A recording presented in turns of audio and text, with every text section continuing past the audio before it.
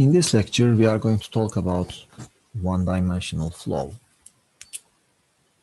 through porous media. So we are going to start with the equation of flow, which is a general equation that is used in many disciplines. And it goes like this. Flux is equal to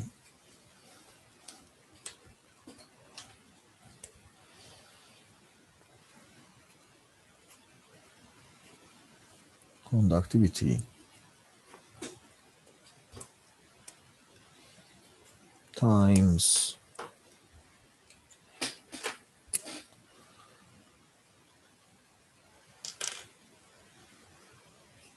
gradient of potential.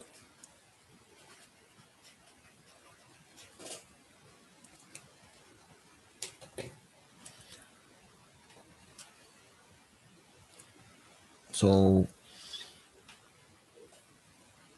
this actually happens to work for any kind of flow. So for example, you can talk about heat flow, heat flux in calories, thermal conductivity times gradient of temperature. It can be electrical flux, electrical conductivity times potential is voltage there, and so on. So it can be mass flux in terms of concentration. So this becomes gradient of concentration and the amount of dissolved matter that goes through becomes the mass flux there. So in our case, it is going to be groundwater.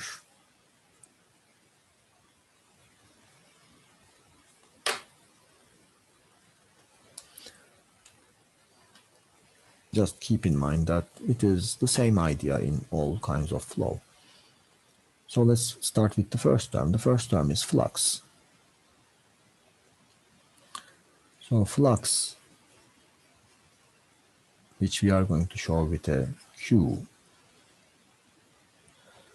is simply the flow per unit area or flow rate per unit area.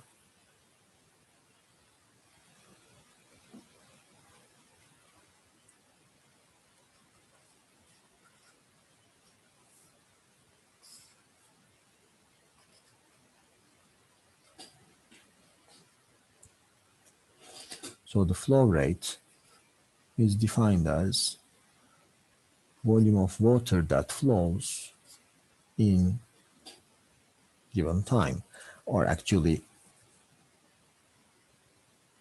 or more correctly, it is this. So time derivative of the volume of water that flows. So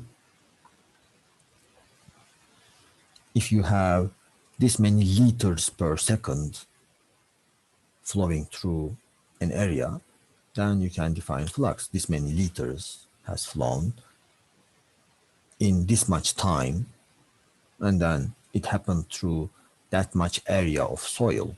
So because as the area of soil you consider gets larger, you can get more flow through that. And if you wait longer, you can get more volume of water through that.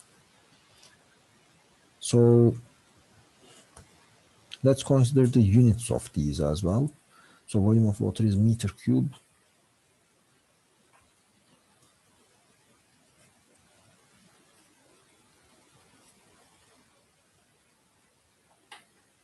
That means Q is in meter cube per second. That means flux is in, we are dividing it by area, remember? So meter per second.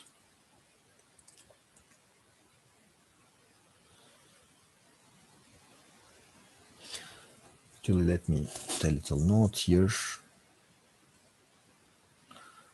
The version for groundwater is called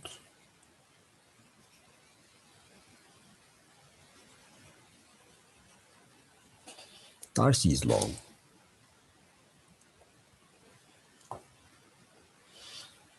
So each of them might have a different name. The version we use is called Darcy's law. And this flux, the groundwater flux, is sometimes called Darcy flux. Oh, sorry, Darcy velocity. I'm not going to do that. I am not going to call this Darcy velocity. I'm not going to call this velocity at all.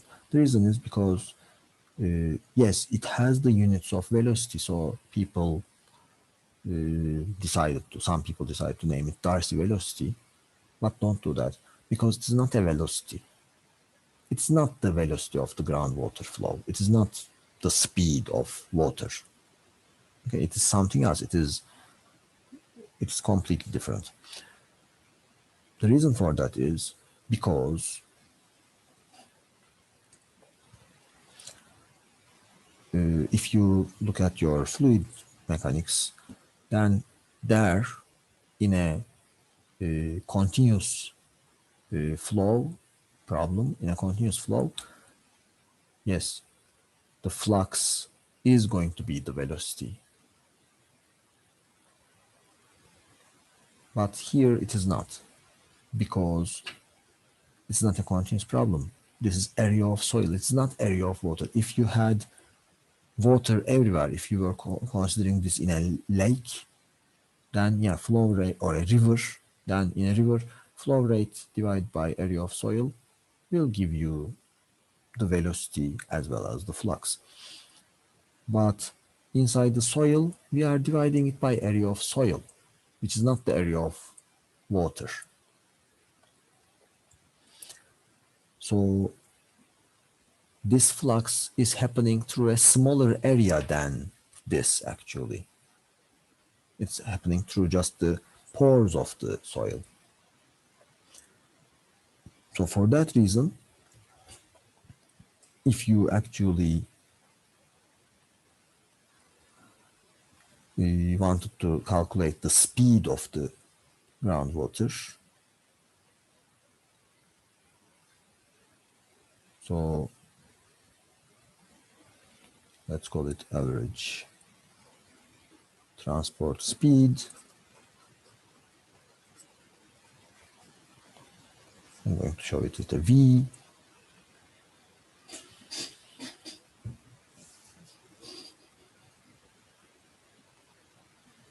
And you can calculate the velocity or average transport speed, whatever you want to call it, again in terms of meter per second. This is going to be Q over N, N being the porosity. So porosity is always less than 1. So it's a larger number than the flux. Why is it larger? Because if the entire area of soil was available for water flow, it would be this velocity. The water has to flow through a smaller area, therefore it has to go faster to satisfy, to generate that same flux.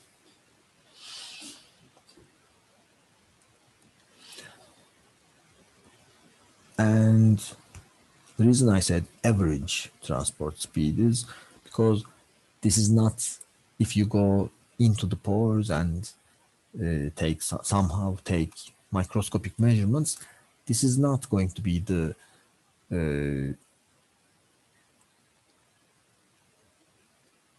velocity of water molecules either. The reason for that is because the pores aren't straight. The pores have twists and turns. It is basically a labyrinth. So actually the water is flowing even faster to get through from one point to another. But this is basically in the macroscopic scale. I'm going from here to 20 meters away. How much time will it take? So this velocity is then you can calculate it just like a regular velocity distance over time.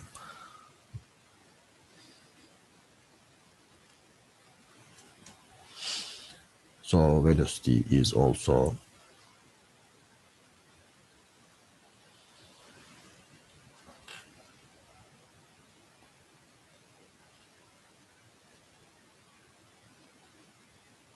I'm going to say L over T, where L is the path of flow.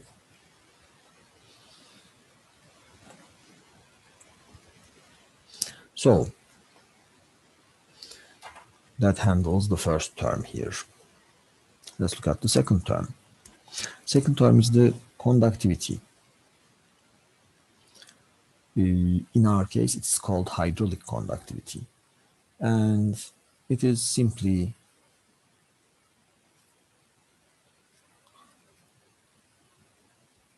how easy the flow is. So for groundwater, it is, as I said, for heat, it is thermal. For electricity, it is electrical conductivity. For water, it is hydraulic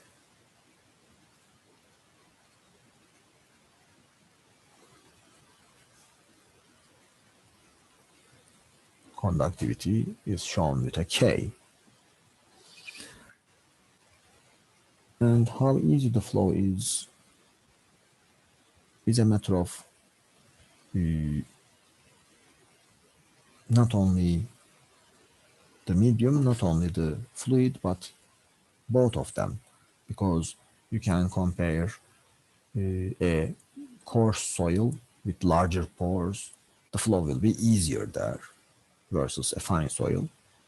But you can also compare if I'm trying to make water flow through the soil, or I'm trying to make honey to flow through soil, or oil, whatever viscous fluid you can think of. So it has to have some uh, some sort of intrinsic permeability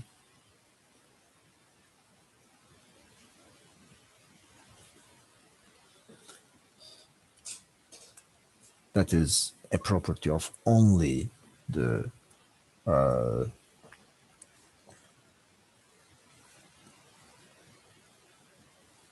only the soil or only the porous medium times the property of the fluid, gamma water, divided by viscosity of water.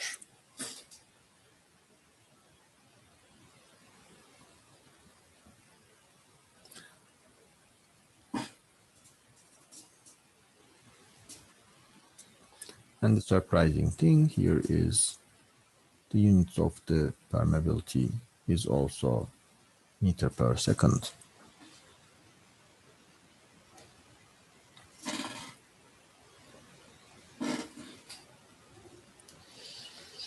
Now that brings us to the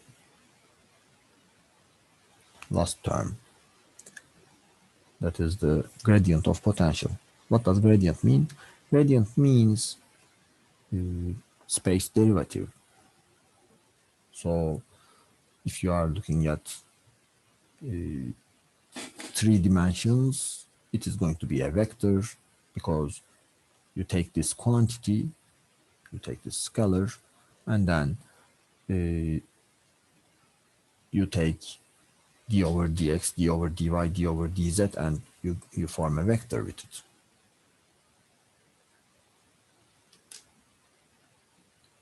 So yeah, that's true.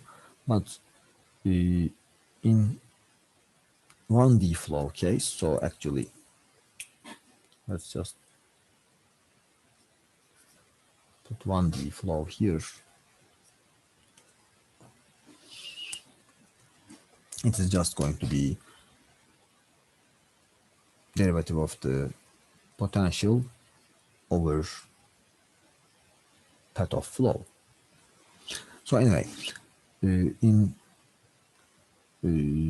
water flow problems, you are going to see this in fluid mechanics as well, probably.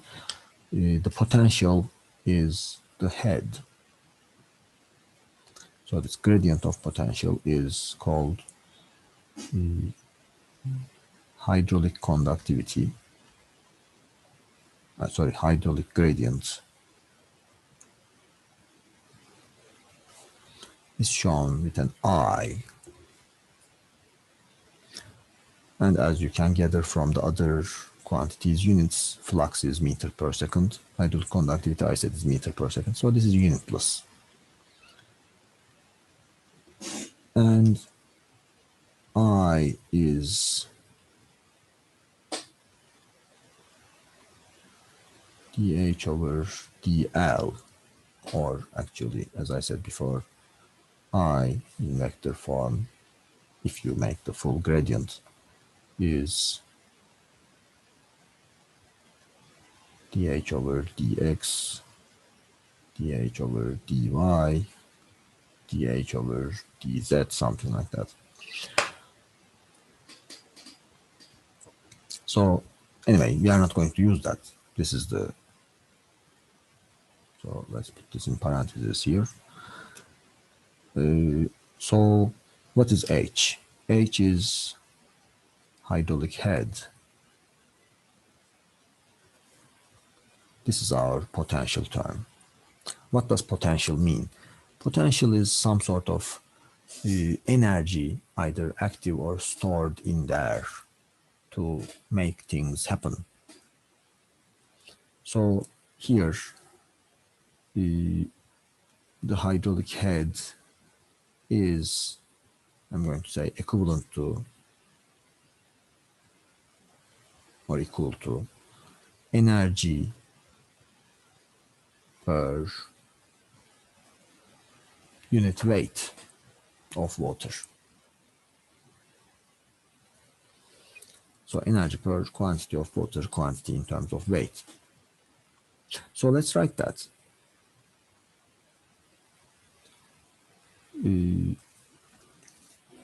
So this is going to be an important equation, another important equation. So this is Darcy's equation.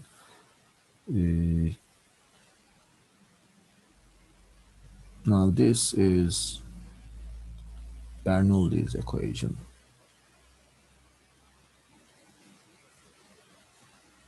Or actually Bernoulli is written this way because there are two Bernoullis and it is their combined effort. They are brothers. Bernoulli's equation. And Bernoulli's say the hydraulic head has multiple components because the energy has multiple components. What are the components of energy? You can think of potential energy, you know, mgh. So if something is higher, it will want to go lower. So potential energy is mgh. Divide that by weight, mg. So you end up with just the height. I don't want to use h here because I'm using h for the head. So I'm going to use z because z is going to be my vertical coordinate in any coordinate system I use. So this is like elevation then. Z is my elevation. Plus, what else do I have? I have kinetic energy. What's kinetic energy? mv square over 2. Divide that by weight. and you are going to get v square over 2g.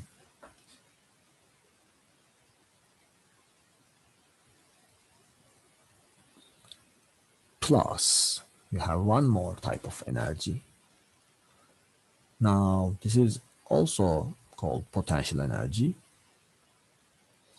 but instead of thinking about, remember your high school physics, instead of thinking about elevation, think about the energy of a compressed spring. Remember, you also call that potential energy, but it doesn't have anything to do with height. So that for fluids is not obviously k times x that it was, or sorry, k times x squared over 2 was for springs, but obviously it is not for fluids. For fluids, something different, and the last term here becomes this. Of course, this gamma becomes gamma water for our fluid flow.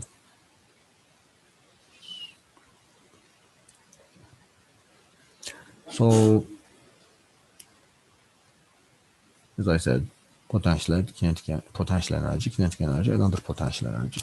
But we don't call them that way. We call these, this is total head. Total head. This is called elevation head.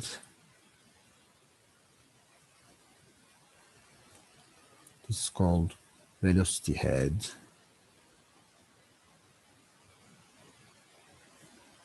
And this is pressure head.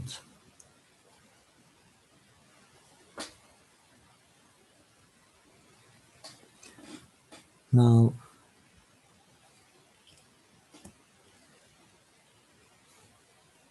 as I said, this is something you are going to learn in fluid mechanics. However, here I'm going to change this a bit for groundwater flow. If you think about, if you imagine water trying to flow through tiny pores of soil,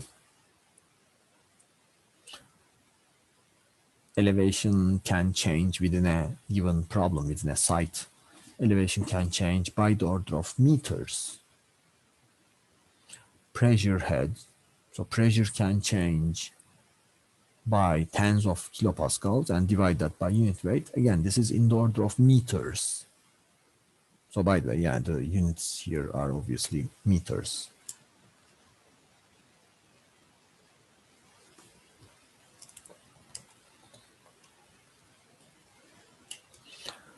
But if you think about velocity, now these are meters.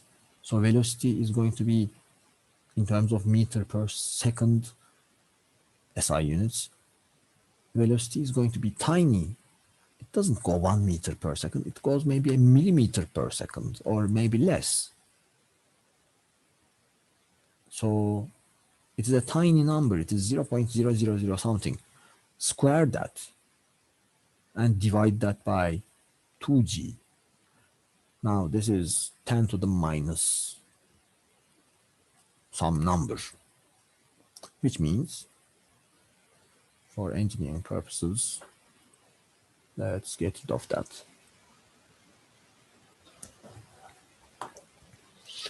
So now that brings us to our form of Bernoulli's equation.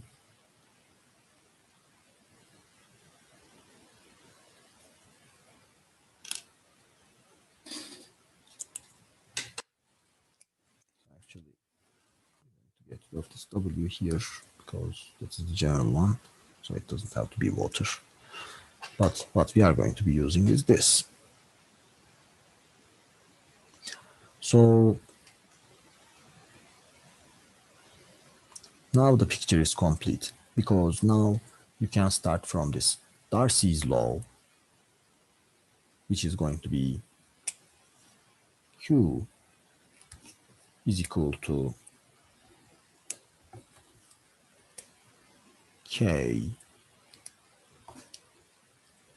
times I.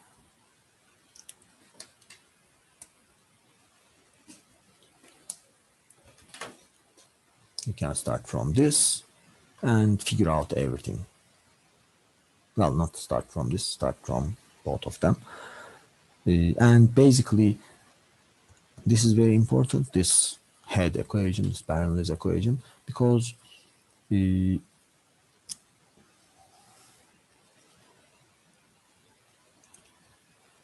for any flow problem, for most flow problems,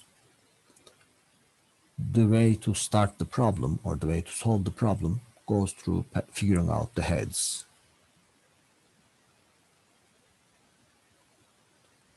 Start by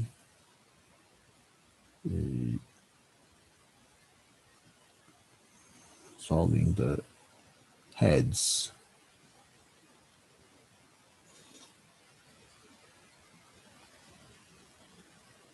To solve any problem. So you figure these out because the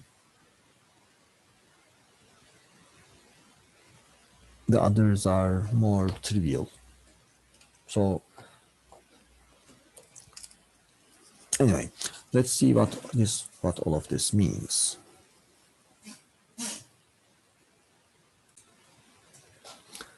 So let's draw a problem, not a numerical problem, an example case to show how things work here.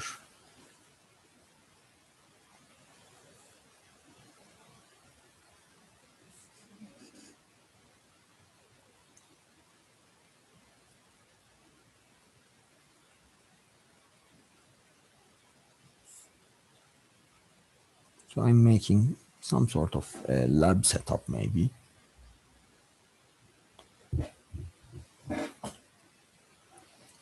Where I'm going to force flow through my soil.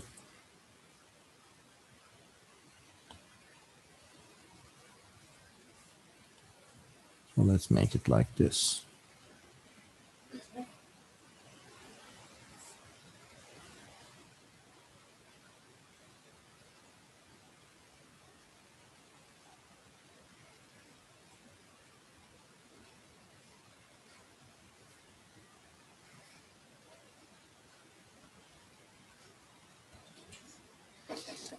So I'm going to put some soil in here.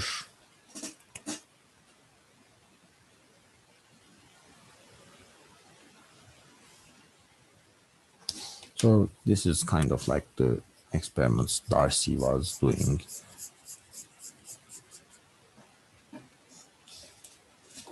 $200 ago. And I need to add water as well. So let's have constant head reservoirs on both sides.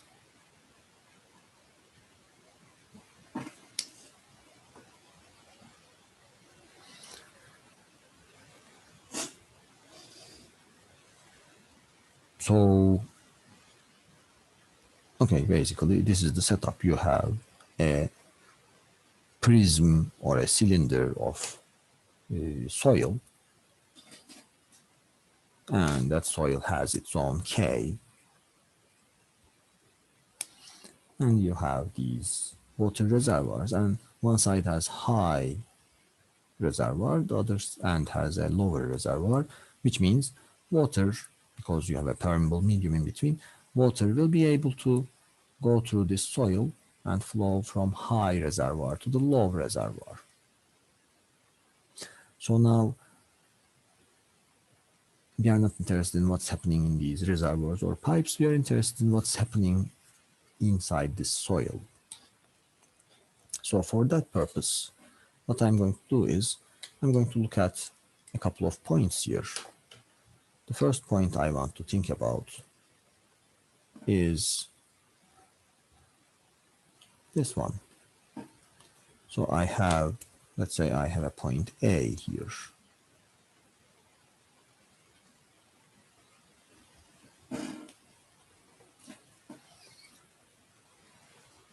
let's try to figure out the heads in it. So what is the hydraulic head at point A? Because that's what I'm going to need. Now, let's remember the definition of head. It was head is elevation plus pressure. So for head at A, I'm going to do this. The total head at A is elevation at A plus pressure at A. So what is the elevation at point A? How do you define elevation? You define elevation from a reference level. It can be the bottom of your container. It can be the center line of your container. It can be the floor of your lab, or it can be the mean sea level. It can be anything you like. The point is, you have to be consistent with your reference within a given problem. So if you are going to use a reference, because in some problems you don't need to, but if you are going to use a reference, you have to fix that. You have to stick to it for the entire problem, for every point, etc. So here I'm going to put my reference, let's say, down here. So here is my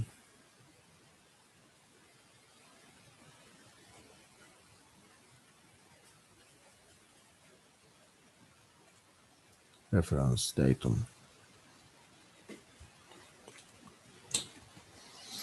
So if that's my reference level, and by the way, where you put the reference doesn't change the problem at all. Why is that?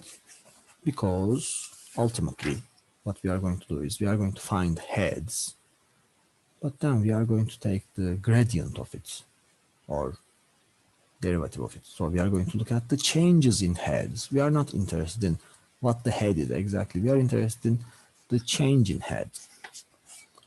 So that's why the reference level doesn't really, where the reference level is doesn't really matter. Anyway, so here is your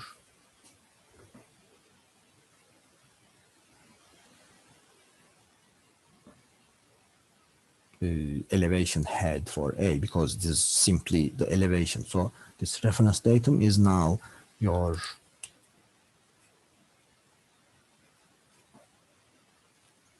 Z coordinate 0. Okay, so what's the pressure at A? The water pressure at A, you have a clear column of water here, and you have a water surface up in the higher reservoir. So yes, we are in a flow problem, but that is flow happening inside this soil. But if you consider what's going on in this big body of water, it is just a trickle of water trying to go through the soil. So actually this water is very still, almost static, so it doesn't have any velocity, etc. either. So our water pressure then is still going to be hydrostatic here. So this is my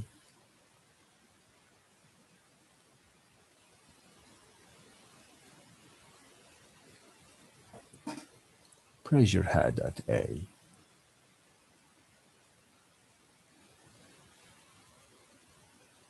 Well, that means simply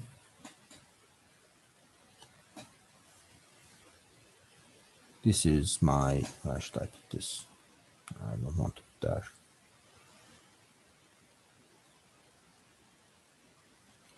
This is my head at A.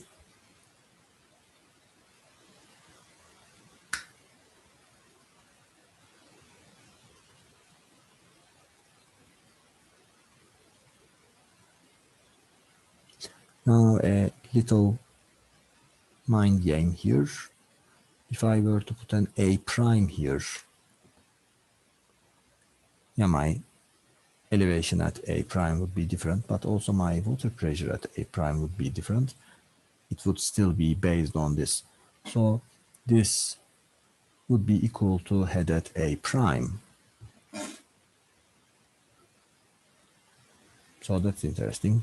No matter which point I pick here on this surface, they are all connected to that same water reservoir. So they all have the same total head.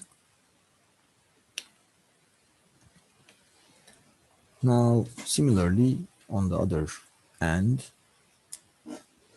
I can come up with a point B, and this time I'm going to use a different notation that I sometimes use.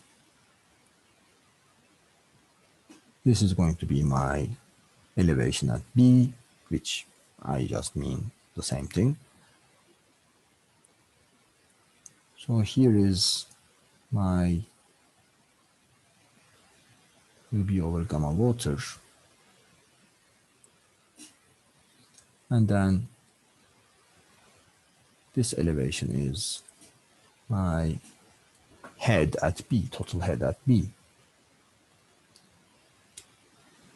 So I prefer this notation actually because, or not because, but for the cases where the reference level doesn't really matter. So it just adds any additional step. So if you are not comfortable without the reference datum, yes, use a reference level, but then it will be just you are shifting the axis arbitrarily, and that's fine for calculations. So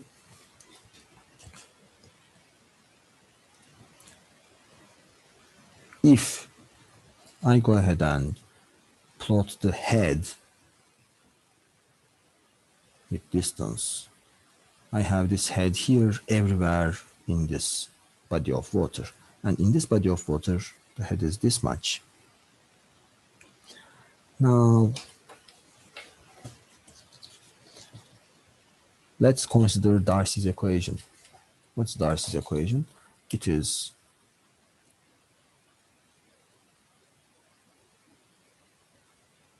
Q is K times I. Now my K is constant in this soil. I'm assuming homogeneous soil, of course. K is constant. Q is the flux. It is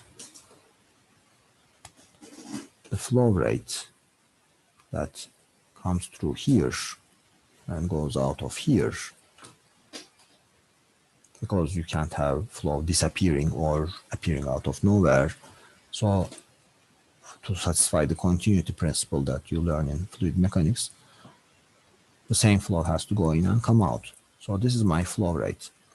This flow rate goes in through this area. This is area of flow, this.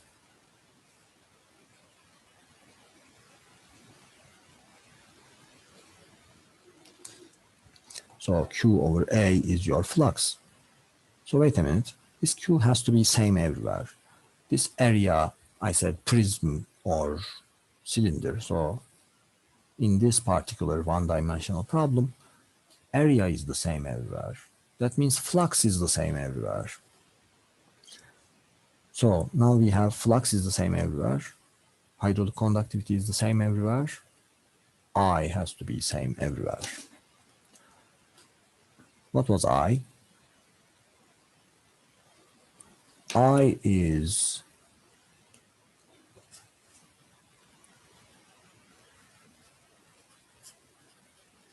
we said it is d head over d flow path. What is my flow path then? It goes that way. So in this direction I have my flow. Well, that means all I need to do is, let's draw this straight.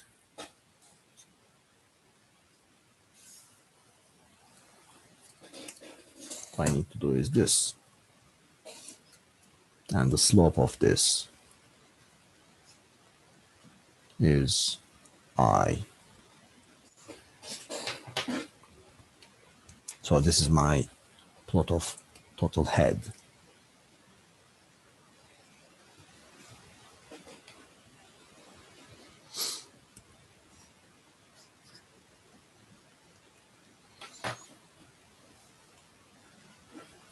So it starts from HA, it goes to HB.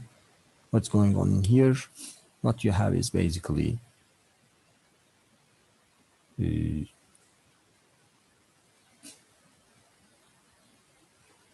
I is going to be HA minus HB. That much change is happening over length from A to B. And by the way, if you are really careful with maths, you might notice the sign is reversed. Yes, that's right. The actual equation has a minus. That's because flow happens from high side to low side. So this is actually what I wrote here is minus I here. This is minus derivative, but this is what's going on. So again, it is a convention thing. We don't really consider about signs because everybody knows it happens from high head to low head, from high energy to low energy. But if you think carefully about it, when you write DH or change in head, you need to make the last one minus the first one. But we are not doing that. We are doing it with a minus. So anyway, this is a little reminder, but I hope you won't get confused about it, because if you are going to get confused about it, put minus on all your flow equations. That's fine too. So remember that flow happens always from high head to low head, and then things will be okay.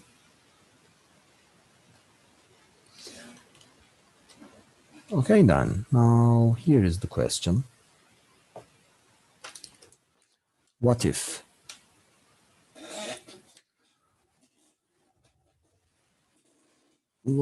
I have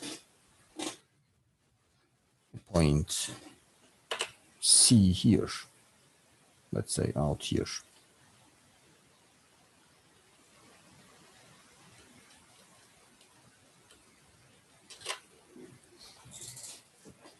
By the way, because of this effect, because the flow is happening this way, all the points out here have the same head, all the points here have the same head, all the points here have the same head as well. So everybody here has the same head. So what happens at this point? Let's figure out the pressure and the total head there. Not necessarily pressure, it's enough if we figure out the total head. So based on the definition of the gradient, what I can say is going to be the head at C is going to be head at A. I'm starting my flow from here. This is head at A. And so let's write that up here, head at A. And then I'm going to lose head. I'm going to lose energy to the friction in between the pores. I'm going to lose head over this distance.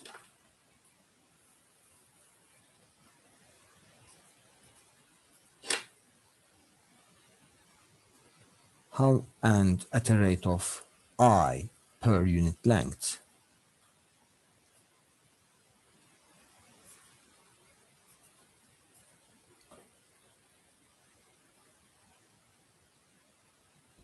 Or I can also consider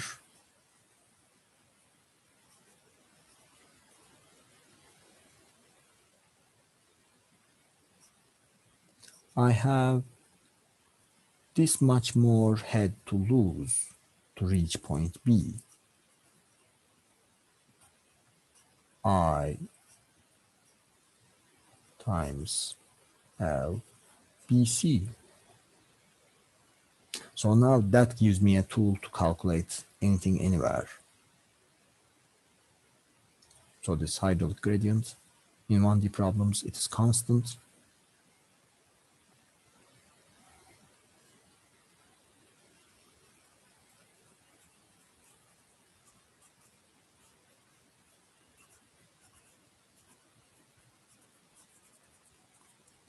And I can use that to my advantage as such.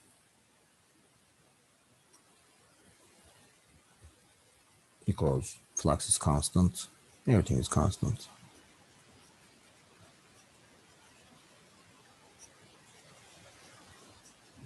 In 1D problems.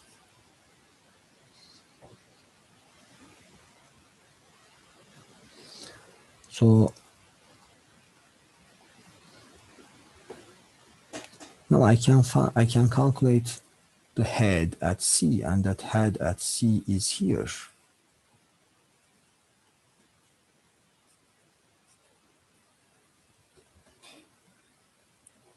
Which also means I can show this as my UC over gamma water.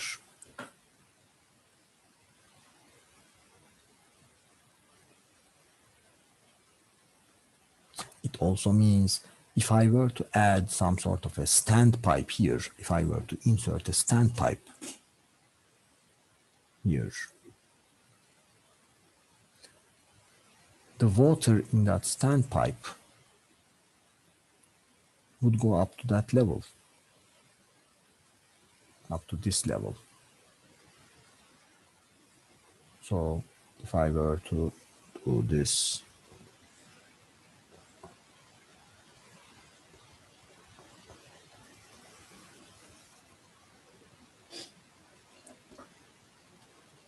the water will come up to this level in it.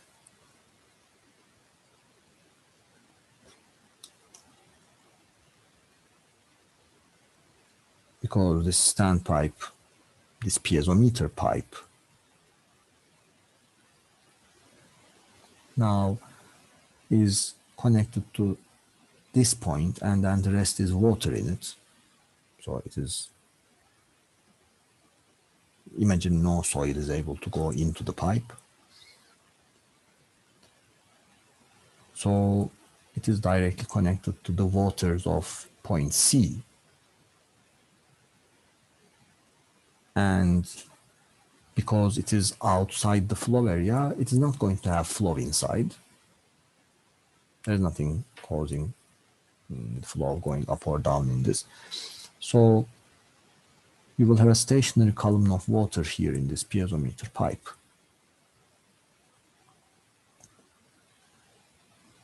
That means the water will go up to this level in that.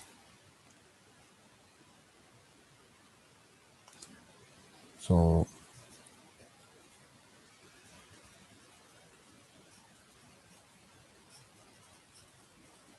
piezometer is a single word, but here due to lack of space, I wrote it in 2 lines. So this basically it. This basically is it. But there is a clarification or a guideline I can write. So based on what we demonstrated here, let's consider some general rules.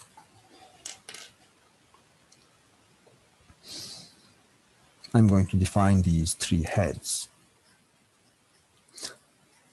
Total head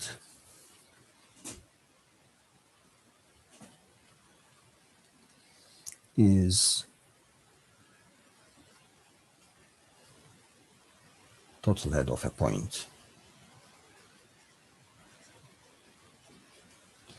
is the elevation of the free water surface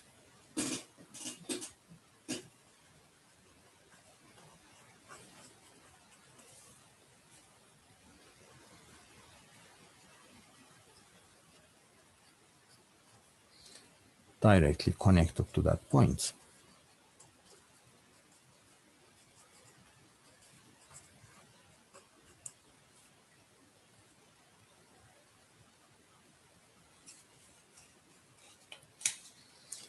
When I say directly, I mean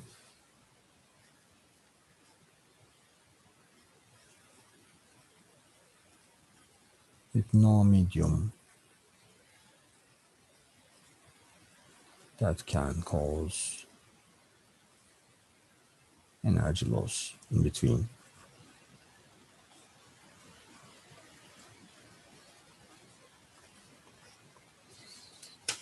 So what does that mean? That means here, for example, for these points A prime, what we had was a free water surface that is directly connected to them.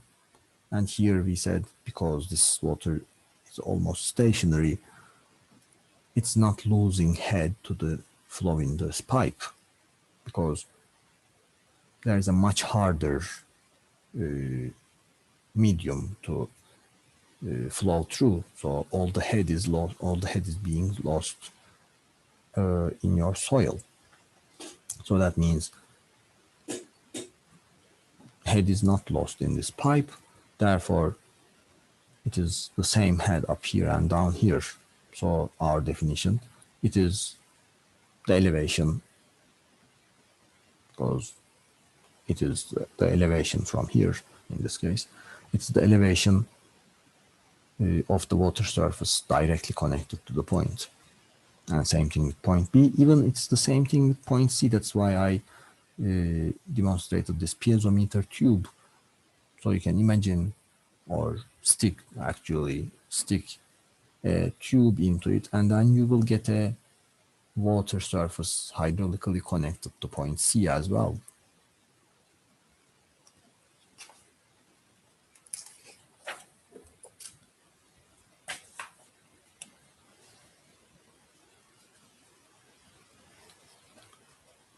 Elevation head at a point is its elevation. That's it, obviously. Now the pressure head at a point is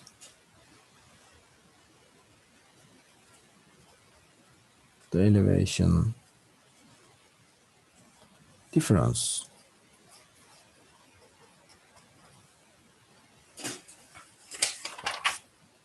See, it is the elevation difference between the point and the free water surface connected to it.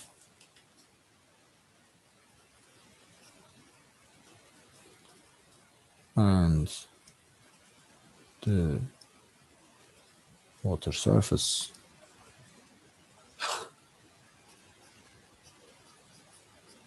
directly connected to it.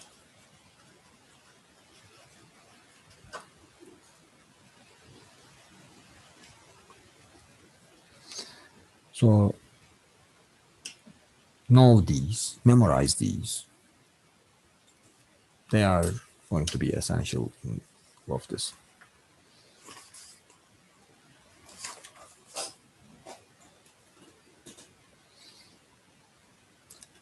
Now, in this framework, we can do two things actually. So calculating heads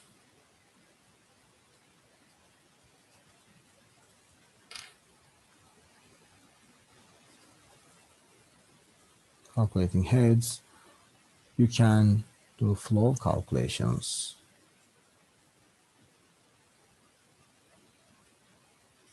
through Darcy's equation. We can also do stress calculations. Why? Because you have the pressure head. Remember, pressure head is simply pressure of water divided by unit weight of water. So once you find the pressure head, you can multiply it by the unit weight of water to obtain the pore water pressure, and then you can calculate effective stresses.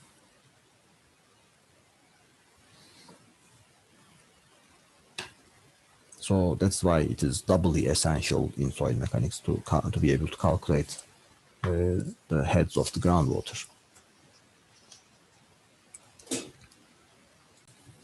And this also wraps up the loose ends we left in the previous chapter in effective stress discussion, because there we said the pore water pressure is hydrostatic or saturated unless there is flow. So now we know how to calculate if there is flow as well. If there is flow, you calculate the heads and then calculate water pressures.